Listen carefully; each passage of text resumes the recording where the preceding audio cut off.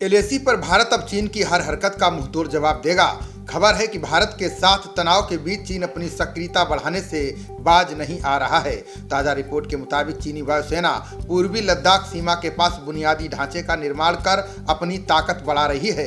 वहीं भारतीय सेना ने भी पहाड़ों में अपने युद्ध कौशल को परखने के लिए युद्ध अभ्यास शुरू करने का फैसला किया है। इससे आने वाले दिनों में चीन की नापाक कोशिश को नाकाम किया जाएगा। सैटेलाइट इमेज से पता चलता है कि चीन ने अरुणाचल प्रदेश में तवांग में लगी सीमा के पास गांव का निर्माण किया है।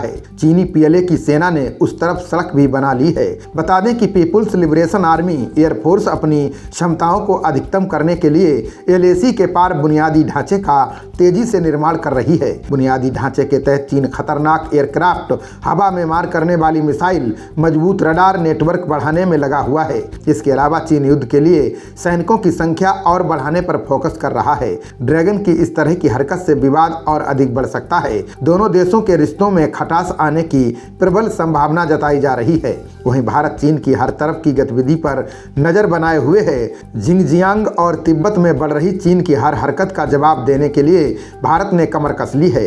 भारतीय वायुसेना ने भी लद्दाख और पूर्वोत्तर में बुनियादी ढांचे का निर्माण किया है। इसके अलावा पहाड़ी क्षेत्रों में अपनी व्यापक युद्ध कौशल को परखने के लिए आज से युद्ध अभ्यास शुरू कर दिया है। चीन सीमा के पास में वायुसेना का युद्ध अभ्यास 2 दिन चलेगा। युद्ध अभ्यास के दौरान राफेल और सुखोई भी गरजेंगे।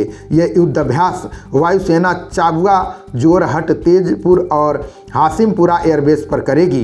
पूर्वोत्तर से सटे चीन, बांग्लादेश और म्यांमार की सीमाओं की निगरानी पूर्वी कमांड ही करती है। सेना ने अपने बयान में कहा कि इस युद्ध अभ्यास का झड़प से कोई संबंध नहीं है। ये भारत की निरंतर सैन्य तैयारियों का एक हिस्सा है। बता दें कि भारत और चीन के सैनिकों के बीच 9 दिसंबर को तवांग सेक्टर में एक बार फिर से झड़प हुई। बताया जा रहा है कि चीन इसी तरह हवाई क्षेत्र में लंबे समय से सीमा का उल्लंघन करने की कोशिश कर रहा है। अरुणाचल प्रदेश में एलएसी पर कई बार उसने अपने ड्रोन्स भेजे थे। रिपोर्ट्स की माने तो भारत को चीन की इन हरकतों का जवाब देने के लिए कई बार अपने फाइटर जेट्स को उतारना पड़ा था। रक्षा मंत्रालय के एक सूत्र ने बताया कि बीते कुछ हफ्तों में 2-3 बार ऐसा हुआ जब वायुसेना को एलएसी के पार आने की कोशिश कर रहे ड्रोन्स को खदेड़ने के लिए लड़ाकू विमान भेजने पड़े। वायुसेना को इन खतरों से निपटने के लिए सुखोई 30 MKI जेट्स का सहारा लेना पड़ा था। खबरों का सिलसिला जारी रहेगा। देखते रहिए जनप्रवाद। नमस्कार।